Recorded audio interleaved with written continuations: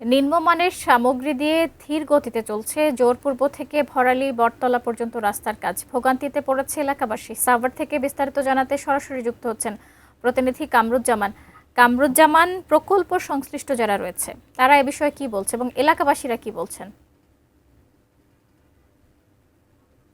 আমি এই মুহূর্তে রয়েছে একদম তেঁতুলজোড়া ইউনিয়নের ঠিক জোরপুর বাস স্ট্যান্ড থেকে বটতলা পর্যন্ত রাস্তা যে কাজ শুরু হয়েছে।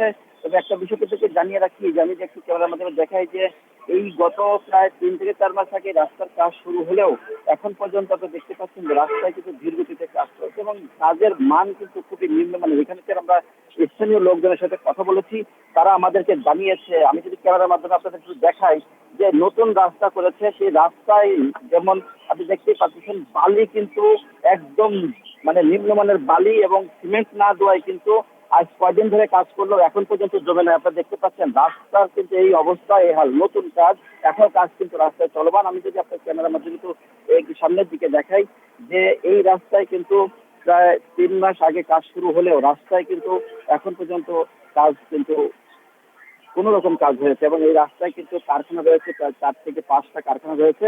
লক্ষ লক্ষ মানুষ কিন্তু এই রাস্তায় যাতায়াত করে এবং এখন পর্যন্ত কাজ কোন রকম কাজ হয়েছে এবং এই রাস্তায় কিন্তু কারখানা রয়েছে, প্রায় 4 থেকে 5টা কারখানা রয়েছে।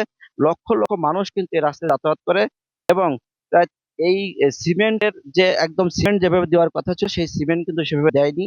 নিম্নমানের কাজ, তাছাড়াও ইটগুলো কিন্তু খারাপ বলে জানিয়েছে এখানকার যারা স্থানীয়। আপনি দেখতে পাচ্ছেন এটি ড্রেনের স্ল্যাব বানিয়েছে, এখানে মোটা একটা স্ল্যাব দিলেও কিন্তু নিচে রয়েছে শুধু ইটের গাঁথনি, সেখানে পলেস্টার পর্যন্ত করা হয়নি।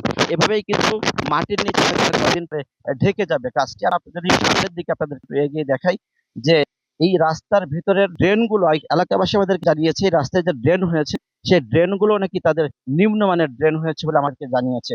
তো সবকিছু মিলিয়ে আমরা আরেকটা জায়গায় যে আপনাদেরকে দেখাই যে এখানে কিন্তু নতুন গাঁথনি মাত্র কয়দিন ধরে শেষ হয়েছে, কিন্তু সেই গাঁথনি একাই কিন্তু প্রতিনিয়তই আসলে এইভাবেই কিন্তু খুলে পড়ে যাচ্ছে, যেহেতু বালিগুলো কিন্তু একদম নিম্নমানের। আমরা কথা বলেছি সাভার যে নির্বাহী কর্মকর্তা, তার সাথে কথা বলে তিনি আমাদেরকে জানিয়েছেন যে এই বিষয়ে জানলাম আপনার কাছ থেকে, আমরা তদন্ত করে দেখব, যদি নিম্নমানের কাজ হয় এবং এছাড়াও খারাপ হয় আমরা সেক্ষেত্রে তিনি পুনরায় তদন্ত করবেন বলে বা ঠিক করবেন বলে আমাদেরকে জানিয়েছে। তো এলাকাবাসীর কথা আমরা জানিয়েছি, এলাকাবাসী আমাদেরকে জানিয়েছে তারা বারবার করে তারা বাধা দিয়েছে, যেহেতু ইটগুলো নিম্নমানের, বালি নিম্নমানের, এছাড়াও সিমেন্টও কম দিচ্ছে, যে কারণে রাস্তার মান কিন্তু এত নিম্নমান। এই ছিল আমার কাছে সর্বশেষ সাভারের তেঁতুলজোড়া ইউনিয়নের জোরপুল রাস্তা থেকে।